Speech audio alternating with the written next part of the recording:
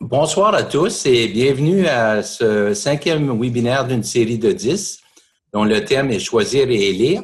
Et ce soir, l'animateur, c'est Robert Doyle, qui est un optimiste depuis 1985. Il est en fait devenu membre fondateur et secrétaire du Club optimiste de Beacon Hill à Ottawa. Il a aussi occupé différents postes au sein de son club, dont celui de président. Et il a été aussi au sein du district Est de l'Ontario, président de différents comités, et il en a été le gouverneur en 2012-2013. Il a été membre et ensuite président du Comité international de la gouvernance d'Optimisme international. Robert, dans sa vie professionnelle, est juriste conseil aussi auprès des clubs optimistes de la Cité collégiale, qui est un collège d'enseignement postsecondaire. Il assure la formation et la mise à jour des différentes présentations sur la sécurité dans Internet que fait ce club étudiant dans les écoles de l'Est de l'Ontario. Alors, sans plus tarder, je vous laisse entre les mains de notre ami Robert. Pour ceux qui ne sont pas familiers, il y a un bouton pour lequel vous pouvez faire des questions et les réponses seront acheminées. En fait, les questions seront acheminées à Robert à la fin. Sinon, si on peut y répondre en même temps que le webinaire se déroule, je le ferai. Alors, sans plus tarder, bonne soirée à tous et bienvenue, Robert.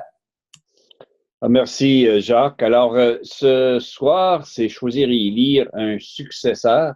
Ça vaut autant pour le club que pour le district. C'est une question de savoir comment assurer une relève. Évidemment, aussi qu'assurer une relève dans un club, c'est de recruter, mais aussi, c'est de trouver des successeurs aux différents postes qui existent au sein du club, ainsi qu'à la zone et au district. Et puis, pour commencer, il me vient toujours en tête, et c'est quelque chose que je répète souvent lorsque je me rends dans des districts ou lorsque je participe à des réunions. C'est une anecdote qui remonte dans mon district en 2011, où il y a un de nos lieutenants-gouverneurs qui visitait, donc qui faisait sa réunion de zone. Et on se met à parler de recrutement, puis il y a un des présidents d'un club qui fonctionnait relativement bien, qui fonctionne d'ailleurs encore bien, qui lui dit, ouais, dans mon club, tout est beau, on n'a pas besoin de rien faire. Alors, notre lieutenant de lui demander, tu veux dire que, bon, c'est satisfait, t'as pas besoin de rien changer? Il dit, ouais, tout va bien. Bon, mais comme ça, dans 5 ans, tu vas être encore président? Ben non. Bon, ceux qui... les autres qui sont dans son club, vont-ils vouloir être président dans 5 ans? Ben non, ils l'ont tous été. Bon, dis-moi, je pense que ça veut dire qu'il faut que tu recrutes. Parce que une fois qu'on a recruté de nouveaux adhérents, cela nous permet de commencer à former une relève. Une relève non seulement au point de vue générationnel, mais au point de vue d'assumer les différentes tâches qui existent au sein d'un club, ainsi qu'au sein d'une zone et d'un district, et éventuellement, évidemment, pour quelques-uns, à l'international. Alors, on voit de plus en plus, et c'est peut-être déplorable, des gens qui assument un rôle pendant plusieurs années consécutives. Et que ce soit le poste de président de club, de lieutenant-gouverneur ou même de gouverneur, on semble toujours se rabattre sur les mêmes individus. Et moi, je peux penser à des exemples juste dans ma zone, où on a un club que je ne mentionnerai aucun, mais dans ma zone, donc, il y a un club qui a eu la même présidente fondatrice pour 4 ou 5 ans, en tout cas, qu'une seule présidence dans son existence. Elle s'est essoufflée, son conseil d'administration également. Personne n'a voulu prendre leur poste, de sorte que, après environ 5 ans, le club a été dissous. Nous avons une autre club qui a été fondée. La présidente fondatrice n'a pas trouvé de successeur pour 3 ans. Elle aussi s'est essoufflée, mais fort heureusement, une nouvelle est arrivée qui a pris le poste et qui a assuré, si l'on veut, la survie du club. 2 exemples. Un troisième, on en a 2 autres où ce sont à peu près les 4 ou 5 mêmes personnes dans le club qui assument la présidence à tour de rôle. Alors, personne ne le fait 2 années consécutives, mais ils finissent tous par le faire à les 3 ou 4 ans, parce que c'est toujours les 3 ou 4 mêmes. Parfois, un nouveau vient se greffer au groupe, mais ce sont toujours à peu près les mêmes. Et il y en a que la personne n'est pas présidente, elle est soit secrétaire, trésorière, ainsi de suite, vice-président. Et finalement, on a un club d'autres clubs qui, ceux-là existent depuis longtemps. Puis je vais prendre mon club comme exemple, le club autiste de Beacon Hill. 35 ans d'existence, il y a juste 2 individus qui ont assumé le poste de président pour plus qu'1 an. Et lorsqu'ils l'ont fait, c'était au-delà de 15 ans après l'avoir fait une première fois. Alors, on a donc des modes de fonctionnement qui, à mon avis, nous permettent de prédire quel sera l'avenir d'un club. Alors, quand on a trouvé 15 nouveaux membres pour former un nouveau club, et je peux vous dire qu'à l'international, on commence à remettre en question ce chiffre de 15, parce que trop souvent, l'histoire du premier club que je vous ai mentionné, celui qui a eu une présidente fondatrice qui a fait un beau travail pendant 5 ans, mais dont personne ne voulait remplacer, le club a fini par fermer faute de relais. Alors, je pense qu'il est important de s'assurer qu'effectivement, on a une relève. Et puis ça commence, c'est pas dans le PowerPoint, mais ça commence par le le recrutement, dis-je. Parce que c'est parmi les nouveaux membres qu'on trouve nos futurs présidents de club, nos futurs présidents de comité, tant les comités au sein du club que les comités au sein du district, les futurs lieutenants-gouverneurs et, bien sûr, les futurs gouverneurs et les futurs dirigeants internationaux. Alors, lorsqu'on ne prend pas la peine de chercher un nouveau visage pour occuper un certain poste, on se complaît dans une certaine facilité, mais aussi on met en péril la survie du club à moyen et à long terme. Alors, parce qu'on oublie à ce moment-là qu'il pourrait y avoir d'autres bons candidats ces bons candidats-là vont figurer parmi les nouveaux membres que nous rentrons. Alors, si on a toujours la même personne, ce qui nous arrive, c'est que on va laisser certaines impressions avec chez les nouveaux membres. Et j'aurai l'occasion d'en reparler là, dans un instant. Alors, évidemment, choisir et élire son successeur, quand est-ce que ça commence? Ça commence tout de suite. À partir du moment où on a accepté d'occuper le poste de, par exemple, le président de club, il faut tout de suite songer. Alors, on l'a accepté, on accepte ça quelques mois avant le début de l'année optimiste. Donc, c'est accepté normalement au printemps et l'année va commencer à l'automne, le 1er octobre. Et le nouveau président, la nouvelle présidente, doit tout de suite se mettre à rechercher un nouveau gouverneur. Je sais que dans les districts, en tout cas dans la région Saint-Laurent, c'est comme ça que ça se passe. Au niveau des gouverneurs, on a tendance à faire ça. Tout de suite, une fois qu'on a un gouverneur élu, la personne qui est gouverneur élu va tout de suite se mettre à songer à un remplaçant et aider normalement du secrétaire en poste et évidemment pas du secrétaire, du gouverneur en poste et du gouverneur sortant. Et je pense que c'est important parce que normalement, notre préparation d'aller à la présidence ou comme gouverneur, ça se fait toute l'année qui précède l'entrée en fonction. Et une fois qu'on est en fonction, ça roule à peu près tout seul, surtout si on a une bonne équipe. En fait, si on n'a pas une bonne équipe, ça roule assez carré. Mais si on a une bonne équipe, donc, une fois que ça roule tout seul. Et à ce moment-là, on laisse l'équipe faire les tâches qu'on lui a confiées. On fait celles, bien sûr, qui relèvent de notre fonction.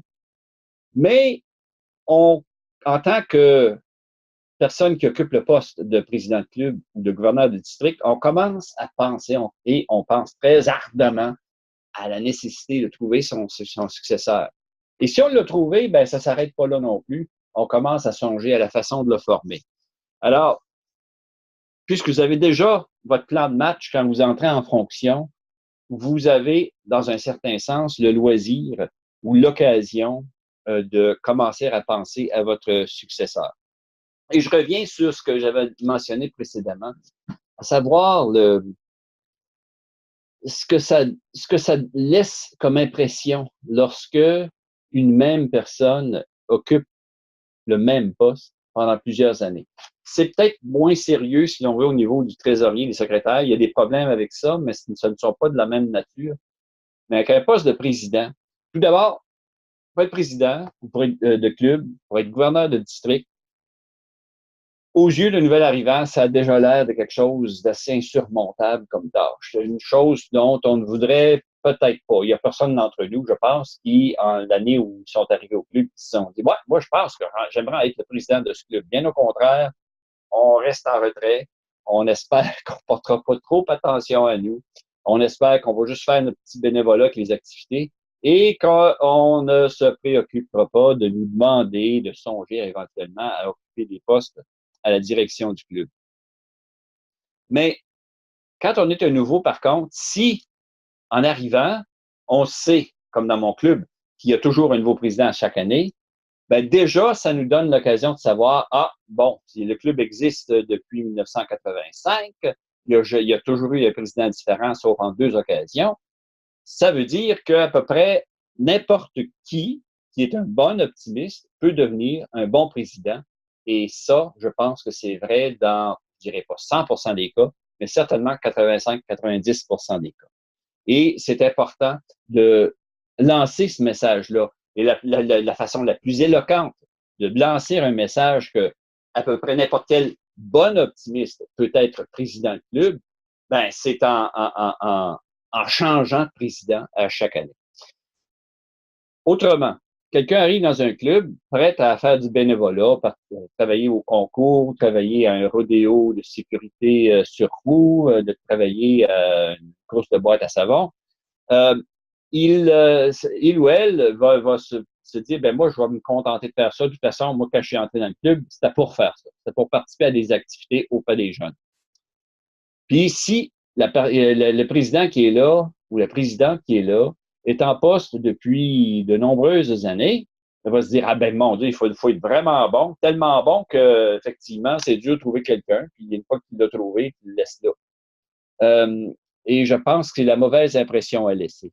Ou encore, la personne va se dire, ah, ça veut dire que si on rentre président, ils vont nous sticker là, ils vont nous garder en poste, ils vont être satisfaits qu'on soit là, ils vont insister pour qu'on ne quitte pas à la fin d'une année, ils vont vouloir qu'on soit là en poste comme président pendant 4 ou 5 ans. Et ça, c'est sûr que ça va en décourager plusieurs. Alors, il y en a plusieurs, ça n'empêchera pas de recruter, de trouver de nouveaux adhérents à votre club, de nouveaux bénévoles pour vos activités. Mais pour ce qui est de trouver de nouveaux dirigeants à votre club, ça va créer un certain problème parce que les nouveaux arrivés vont dire, ah ben non, il faut, soit que c'est trop dur parce que si on le fait 4 ans, parce que les personnes qui sont capables de le faire sont rares, soit encore, ben non, une fois si on se porte volontaire, on s'embarque pour plusieurs années.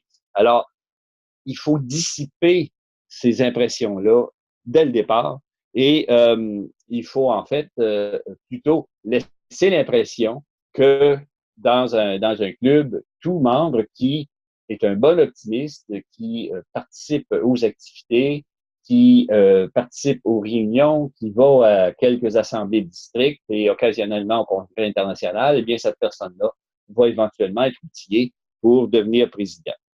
Alors, je pense que si on peut résumer, et là, il me manque une diapo, là, c'est en révisant mon matériel aujourd'hui, j'ai pensé, on aurait pu en ajouter une ici, quand commencer maintenant. Je pense qu'il faut marier la relève au sein de la direction d'un club avec la relève ou le recrutement au sein du club en tant que tel.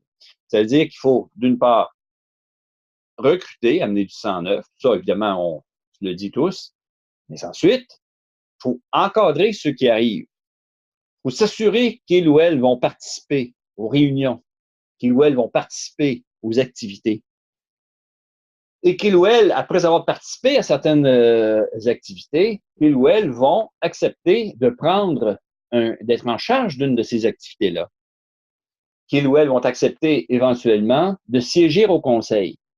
Et là, après 2, 3, 4 ans, accepter de se présenter à la présidence. Il y a certains candidats extraordinaires qui surgissent dans un club et qui après 2 ans à peine, seraient prêts et sont prêts à assurer la relève à la présidence. Dans, la, dans le cours normal des choses, je proposerais plutôt, surtout avec les générations montantes, qui sont moins entichées des structures que nous avions dans nos clubs traditionnels. Je pense qu'il est important de donner à ces gens-là l'occasion de juste faire leur bénévolat quelques années, de les encadrer et de les amener ensuite à s'intéresser à la direction du club par l'entremise du conseil d'administration. Et une fois qu'ils ont siégé une ou 2 années au conseil, de là de les inviter à songer à la présidence du club.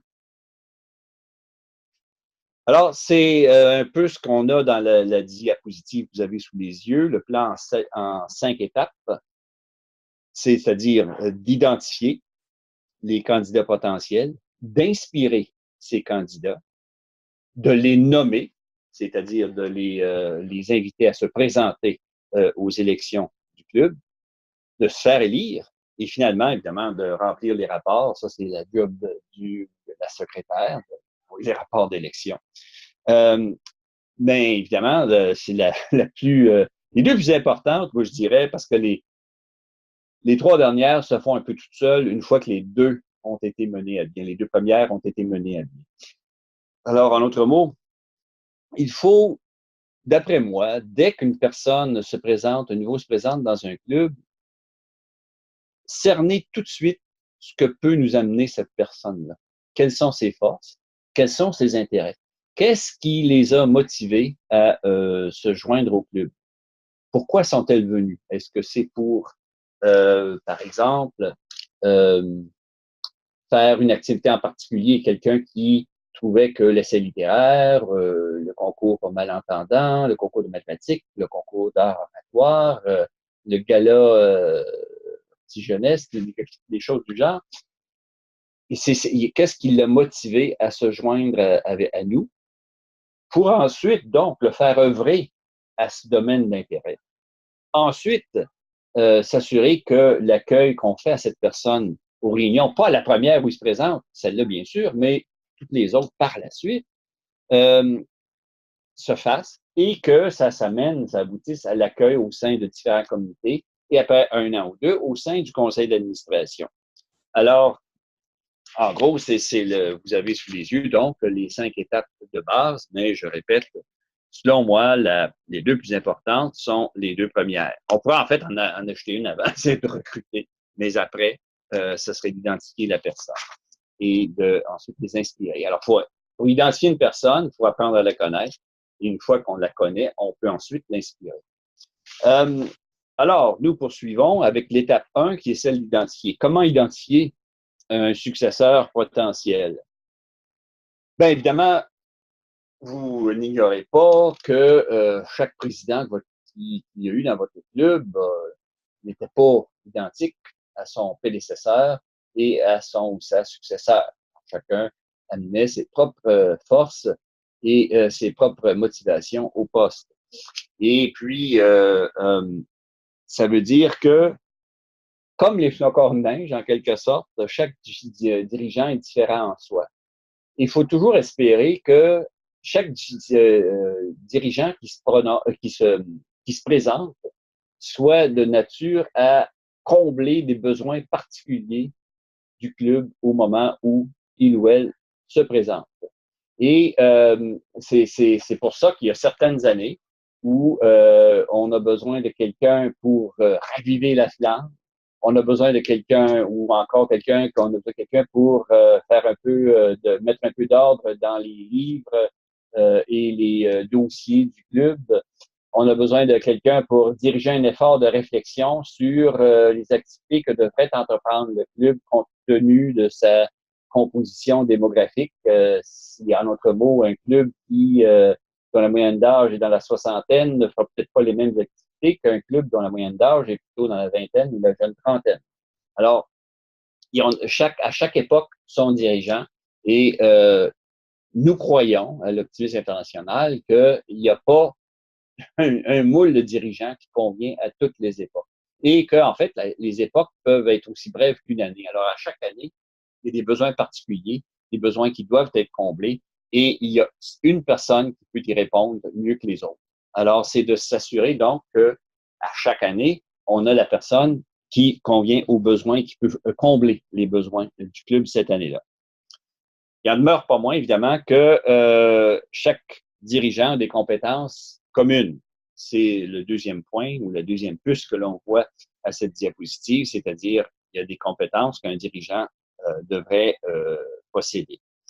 Mais néanmoins, je pense qu'il est important, quand on a des nouveaux dans un club, ou même quand on a des membres qui sont là, mais qui n'ont jamais été des dirigeants de club, c'est important de scruter, d'analyser, d'évaluer la façon dont il ou elle participe aux réunions, la façon dont il ou elle participe aux activités, et de voir s'il y a moyen de canaliser ce qu'il ou elle apporte à ces activités-là et aux réunions vers un aboutissement qui inclurait une année à la présidence du club et peut-être éventuellement comme lieutenant-gouverneur dans la zone et gouverneur au district.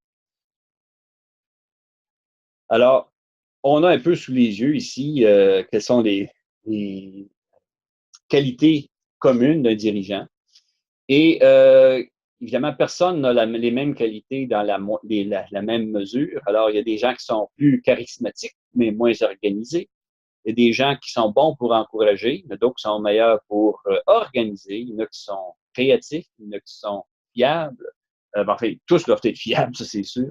Il y en a qui sont inspirants, il y en a qui doivent écouter. Si le club traverse des périodes plus sombres, il est important de se mettre à l'écoute pour s'assurer qu'on puisse correctement analyser la situation et évaluer ce qui doit être fait pour la redresser. En tout cas, vous avez donc sous les yeux, je ne vais pas tout vous les lire, vous pouvez le faire vous-même avec beaucoup plus de rapidité, les qualités qui sont celles d'un bon leader. Alors, je pense que chaque leader doit en posséder dans une certaine mesure, mais chaque leader, selon sa personnalité, va apporter certaines quantités en abondance et d'autres moins. Alors, et ça, c'est l'important à ce moment-là, c'est de s'assurer que les dirigeants que nous avons à une période donnée ont les qualités qu'il nous faut à cette période-là. Alors, j'aimerais aussi faire une petite pause ici en termes de qualité d'un dirigeant. On se dit tous, nous, l'optimisme, c'est pour l'aide à la jeunesse. C'est ça, c'est indéniable. Mais il y a un autre volet, et c'est un volet sur lequel le président international sortant, Nick Perelman, et notre présidente actuelle, Rebecca, et je sais déjà le prochain président, ils vont un volet qu'on tend à ignorer, pas ignorer ou en tout cas mettre de côté en faveur de l'aide à la jeunesse, il va pousser davantage sur le fait ce que ça peut apporter à un individu qui joue à un club. En tant qu'individu, qu'est-ce que ça vous donne d'être optimiste? Alors, on parlait des qualités de leadership, ben ça s'acquiert, ça. On a des gens qui étaient pas prêts pour être président. Moi-même, j'ai été optimiste au-delà de 10 ans avant d'accepter la présidence. Et il y en a même qu'on se dit, quand ils sont arrivés, ils ne seront jamais présidents, ils vont être juste bons pour aider dans les activités. Puis c'est bien tant mieux, on a besoin de ces gens-là aussi. Mais je pense qu'en fait, à peu près tous les gens peuvent devenir des leaders. Comment est-ce qu'on le fait? Ben, c'est en accentuant la philosophie optimiste que nous avons et en utilisant les outils qui viennent appuyer cette philosophie. Prenons par exemple, en premier lieu, le programme d'épanouissement personnel qui est un programme extraordinaire qui nous permet de suivre certaines étapes et d'apprendre à faire certaines choses qui ne viendraient pas naturellement, comme par exemple parler en public, avoir des notions de marketing, savoir s'adresser aux médias, savoir quoi faire, comment organiser une activité de recrutement, en tout cas, comment diriger une activité. La plupart d'entre nous l'avons appris sur le tas sans se soumettre au programme qui n'existe quand même pas depuis si longtemps que ça. Maintenant, on est capable de d'accélérer, si l'on veut, cet apprentissage optimiste si on s'inscrit au programme d'épanouissement personnel. Il y a aussi un programme de mentorat optimiste dont on ne parle pas beaucoup, mais dont on a l'intention de parler davantage éventuellement. Il y a un PowerPoint là-dessus sur le site de l'OI, le site français notamment. Et ça vient avec le programme de mentorat avec une fiche de contrôle. C'est un programme de 8 semaines.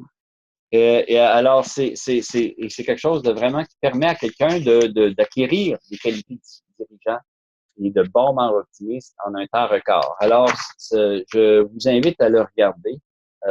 Et Pauline Langelier devait être parmi les personnes inscrites. J'espère qu'elle en prend note et qu'on pourrait peut-être demander à quelqu'un d'offrir au congrès ou à une assemblée de région ou encore en webinaire comment on peut organiser ça. Et c'est peut-être même dans les plans. Là, je suis pas dans le secret des dieux. Étape 2, maintenant, inspirer. Alors, on a, dans notre club, identifié certains gens, on connaît ce qui les fait marcher, on connaît ce qui les intéresse, on connaît ce qui les motive. Comment est-ce qu'on peut les amener à se porter comme candidat au poste de direction du club? On n'est pas tous en partant des motivateurs personnels. Moi, quand je suis arrivé à la vice-présidence internationale, je suivais quelqu'un qui, moi, je trouvais qu'il était un excellent motivateur. Je me disais, je serai jamais bon de même. Puis en fait, je pense que j'ai pas été, en termes pour ce qui est de motiver des gens, d'avoir des discours flamboyants, je pense que j'ai jamais atteint ça. Je suis un plaideur, puis c'est plus par une conversation raisonnée que j'essaie de convaincre les gens. Alors chacun, donc, on a des façons différentes de motiver. Mais il y en a certains qui, c'est inné entre eux. On peut penser à des présidents internationaux comme Dave Bruns, Ken Garner, Nick Perlman, tous des gens qui, on lui suivrait au bout de la terre parce qu'une fois qu'ils ont fini de parler, on est tellement enthousiasmé, on est tellement énergisé qu'on veut tout de suite faire tout ce qu'ils nous demandent. Et je pense d'ailleurs que les résultats des dernières années nous le prouvent. L'OI est en train de ralentir, si l'on veut, le déclin qui semblait assez prononcé il y a quelques années. Et il faut remercier des gens qui étaient donc carrément des motivateurs personnels. Mais néanmoins, tout le monde a la capacité d'inspirer. Et c'est là où le programme de développement personnel et le mentorat peuvent venir en aide. C'est parce que les gens, il faut qu'ils apprennent, les futurs leaders du club, il faut qu'ils apprennent à voir en eux-mêmes quelles ont les qualités nécessaires pour assumer ces postes-là. Alors, il y a un accompagnement qui doit se faire, même si c'est pas dans le cadre du programme d'épanouissement personnel, même si c'est pas dans le cadre du programme formel de mentorat. Néanmoins, il y a un accompagnement qui doit se faire pour que on puisse identifier et ensuite amener les gens à se porter à la au poste de direction du club. Alors, comment est-ce qu'on fait ça? Je pense que c'est admirablement bien exprimé dans la diapositive que vous avez sous les yeux. Il faut repousser dès le départ les reproches, emprunter la voie du succès, encourager les commentaires et récompenser et reconnaître les gens. Et ça, je pense que, surtout la dernière, la récompenser et reconnaître les gens, c'est pas seulement dans le cadre de leur donner des épinglettes puis des écussons de bannière, des certificats. Je pense qu'il y a une foule de façons dont on peut le faire. Il est important, par contre, qu'ils sachent que ce qu'ils font est apprécié. Pas non plus que ça se rende jusqu'au point où le club dit hey, t'as tellement bien fait ça, reste donc une autre année. Là, par exemple, c'est pas la bonne forme de reconnaissance. Je pense que si quelqu'un a une optimiste a bien fait son travail en tant que présidente de club, à ce moment-là, on lui demande pas de rester à la présidence du club, on lui demande plutôt de songer à devenir lieutenant-gouverneur dans les années qui vont suivre et éventuellement peut-être gouverneur aussi. Alors, je pense que l'idéal, c'est d'avoir un plan de cheminement à long terme qui comprend le recrutement, l'intégration, l'accueil et l'intégration des nouveaux. Et c'est un peu comme, par exemple, je redonne encore mon club en exemple. On a des membres fondateurs qui, évidemment, ont franchi son septuagénaire, donc sont moins en mesure de participer activement aux activités. Mais ils viennent se faire pas. Puis, eux font, c'est qu'ils ils vont parler aux nouveaux, ils vont parler aux ceux qui arrivent, qui sont dans la vingtaine, la trentaine, servent un peu, si on veut, de mentor. Et en même temps, ils évaluent comment ils font. Et là, éventuellement, après 2 ou 3 ans, ils sont capables de dire à la présidente, au président, tel ou tel, là, je le vois aller depuis 2 ou 3 ans, là, il est prêt ou elle est prête. Et c'est une façon de faire qui, à mon sens, fonctionne très bien. Évidemment, c'est parce que aussi on recrute une demi-douzaine de nouveaux membres chaque année, parce qu'il faut enrayer toujours 3 ou 4, parce que nos membres fondateurs meurent, déménagent, font autre chose. Alors, mais on a quand même ce noyau-là qui reste et qui est capable d'évaluer les nouveaux à mesure qu'ils arrivent, les accueillir et les évaluer en même temps. Alors, tout ça pour assurer que les gens ne retournent pas en poste dans les années consécutives. On peut le faire. Moi, ça me ferait rien de redevenir président. Ça va faire 10 ans que je ne l'ai pas fait. Puis, je pense qu'il s'est passé toutes sortes de choses. J'aime le dynamisme des jeunes. Alors, si qui sont dans le club, ça me ferait rien. Mais s'ils préfèrent avoir un des leurs, go for it, il n'y a pas de problème. Mais je ne l'accepterai jamais pour dire, ah ben là, il n'y a pas personne, puis si personne vient, ben on va, qu'est-ce qu'on va faire? Alors, je pense qu'il ne faut jamais se retrouver dans une situation comme celle-là. Et c'est parce que l'on a toujours en tête le long terme, c'est de cette façon-là qu'on s'assure que, effectivement, il y aura toujours une relève, parce qu'il y a toujours des gens qui arrivent et qui ne l'ont pas fait et qui vont pouvoir effectivement s'en occuper. Alors, évidemment, à mesure que les gens progressent dans le club, à mesure qu'ils se démarquent dans l'organisation et la mise sur pied d'activités, ben là, vous pouvez commencer à leur en parler aussi. On ne fait pas juste de dire dans leur dos, hey, tel ou tel, il va être bon, je pense. Commence à y dire. Il faudrait que tu songes à ça. Parce que moi, évidemment, il a fallu que je me le fasse dire 4 ou 5 ans avant que j'accepte de devenir président. Alors, ça, vous le savez sans doute, c'est inévitable. Il faut non seulement identifier les personnes qui pourraient éventuellement accéder à la présidence, qui est à peu près tous les membres, mais aussi il faut leur mettre la puce à l'oreille. Alors, pour éviter donc qu'il y en ait toujours les mêmes personnes qui reviennent année après une année assumer la direction d'un club. Ça veut dire aussi être à l'écoute.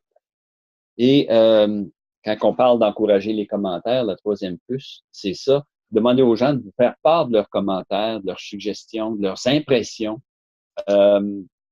puis les faire participer, apporter des changements en se basant sur leur rétroaction.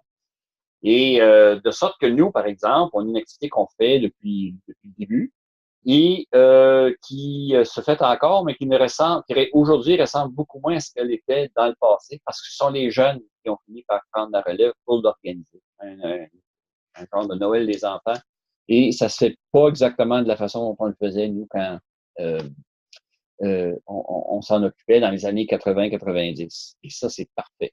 Alors ça vous permet de savoir dans quelle direction se dirige le club et quel genre de choses les motive et quel genre d'individus pourrait assurer la relève éventuellement.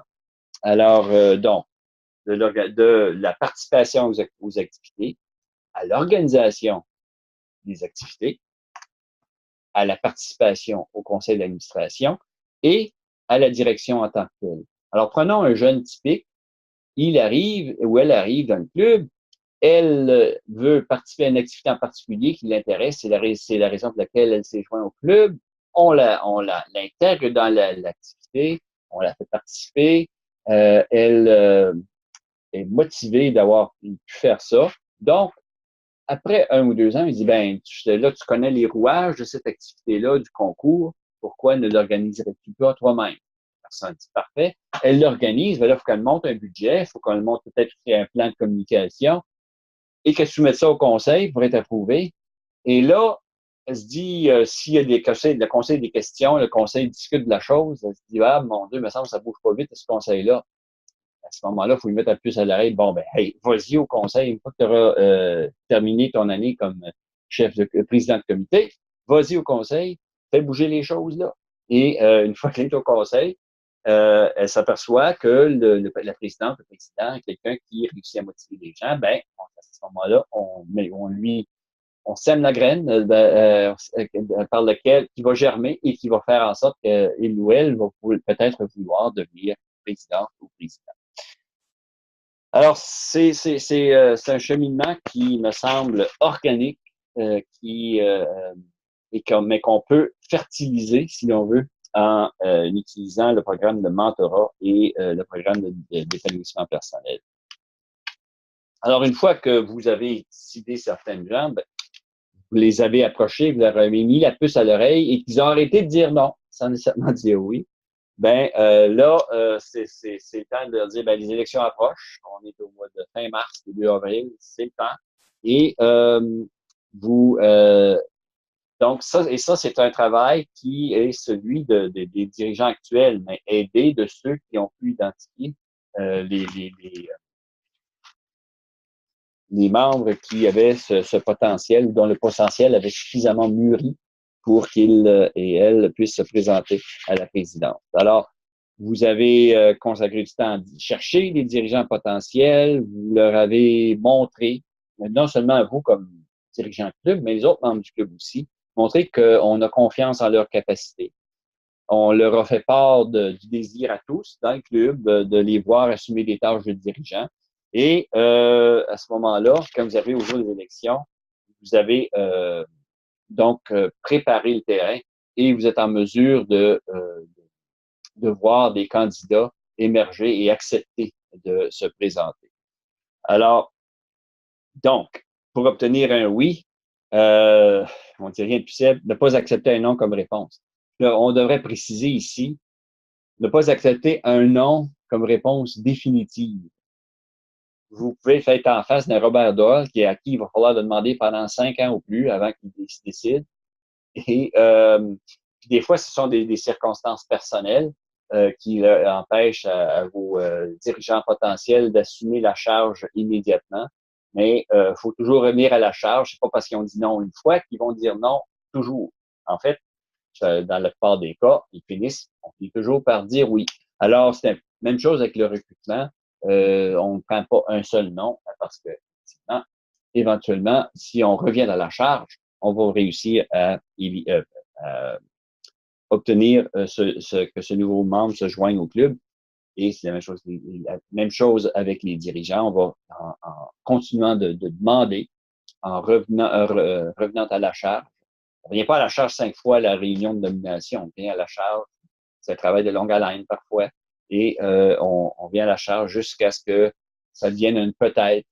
Et que si on a un peut-être, ben là, on met à offrir des mots d'encouragement.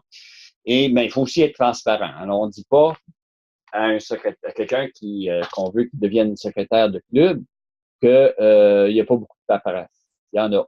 Alors, il faut leur dire. Il ne faut pas leur dire non plus qu'il n'y a pas beaucoup d'échéances. Il y en a aussi pour remettre les différentes choses. Combien de clubs peuvent être clubs d'honneur, même clubs distingués, et ne le sont pas parce qu'il y a des documents qui n'ont pas été soumis en temps ou que des paiements de cotisations qui ne sont pas faits à temps, qui sont passés dans le 90 jours ou plus. Alors ça, c'est important. Il faut vraiment décrire la charge telle qu'elle est. Et moi, quand j'ai accepté la présidence, je savais exactement quoi ça consistait. Mais la première fois qu'on me l'a offert, par exemple, j'étais moins certain. Mais une fois que j'ai commencé à dire peut-être, ben là, j'ai commencé à assister plus assidûment aux réunions du conseil pour voir ce que ça exigeait. Puis, je pense que c'est comme ça qu'il faut que les choses se fassent. Les 2 premiers noms, comme on le dit, sont des réactions spontanées. Mais il faut toujours continuer d'offrir son aide aux candidats potentiels. Il faut continuer de l'encourager. Il faut continuer de souligner ses compétences.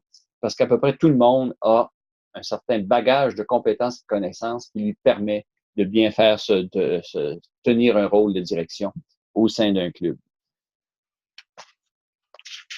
L'autre chose, évidemment, c'est on y pense souvent pour les gouverneurs. On va dire à quelqu'un à qui on veut qu'il devienne, il ou elle devienne gouverneur. Ah, faisant pas, je vais accepter de t'aider en tant que secrétaire, en tant que trésorier, en tant que président de comité de leadership, quelque chose comme ça. C'est important d'offrir cette aide-là au départ pour que la personne porte son nom, se présente comme candidate ou candidat, mais aussi c'est important de tenir promesse et de s'assurer de les appuyer une fois qu'ils ont accepté.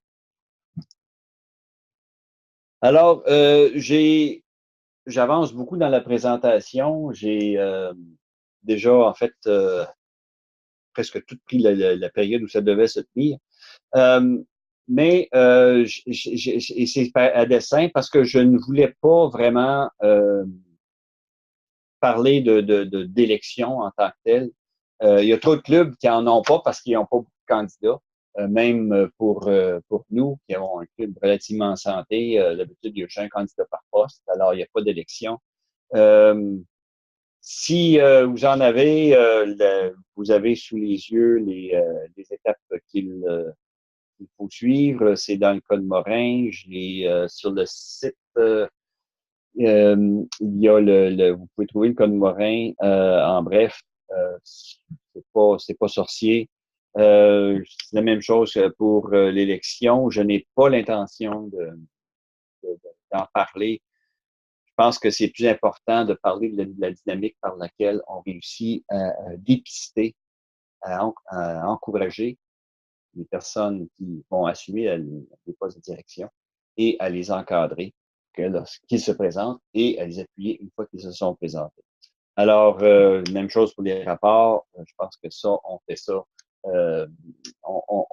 Il y a des formations à l'international, au Congrès international, mais aussi dans les assemblées districts, d'habitude au Congrès. Sur la façon de remplir les rapports, je n'ai pas l'intention de parler de ça. Alors, l'important, donc, c'est effectivement, de trouver son successeur. Je pense que le gros du travail, c'est le petit bout. Le reste, c'est les documents complétés et à fournir dans les délais prescrits. Voilà, c'est l'essentiel de la formation que je voulais donner. Et je suis prêt maintenant à passer aux questions s'il reste des gens en ligne. Écoute, Robert, merci infiniment. Écoute, tes bons conseils, plus particulièrement d'avoir partagé toute ton expérience optimiste. Présentement, là, j'en ai une question qui est ouverte. En fait, c'est une réponse à un de tes commentaires sur le mentorat. Alors, ça a été pris en bonne note par nul autre que Pauline Langelier. Et c'est un sujet qui sera probablement mis de l'avant pour un prochain webinaire, un webinaire sur le mentorat. Sinon, je ne sais pas s'il y a d'autres personnes qui ont des questions ou si toutefois vous voulez les faire verbalement, vous pouvez lever la main, je vous donnerai le droit de parole. On n'est pas ici, en tout cas, je ne vois pas d'autres personnes pour l'instant. Mais écoutez, vous étiez nombreux ce soir. En fait, c'est au-delà de 60% du nombre d'inscrits. Je ne donnerai pas les chiffres exacts parce que je ne veux pas me tromper, mais il y a au-delà de 60% des gens qui étaient inscrits ce matin qui sont présents. Alors, c'est fantastique. Ce qui m'amène à vous parler du prochain webinaire. En attendant, c'est qu'il y ait peut-être d'autres questions, qui aura lieu, lui, le 11 mars, exactement dans 4 semaines, et qui portera le titre de « Maintenant est le bon moment ». En fait, c'est un événement maintenant. C'est une belle occasion d'avoir des gens qui pensent comme nous et qui veulent se joindre à un merveilleux mouvement. 100 ans déjà, et comment bien se préparer pour les 100 prochaines années. Alors, ce webinaire sera animé par Teresa Tremblay, qui est formatrice certifiée à l'international. Alors, l'annonce du webinaire pour les inscriptions suivra dans environ 2 semaines. Alors, j'ai aucune autre question. Il me reste juste à te laisser le mot de la fin et de te remercier, Robert. Je te laisse le mot de la fin. D'accord. Alors, merci à tous. Vous pouvez évidemment s'il y a des questions qui surgissent par la suite ou même des choses que vous pensez qui n'ont pas été mentionnées, nous l'envoyer par courriel si vous avez mon courriel. Sinon, envoyez-les à Jacques et on pourra y donner suite.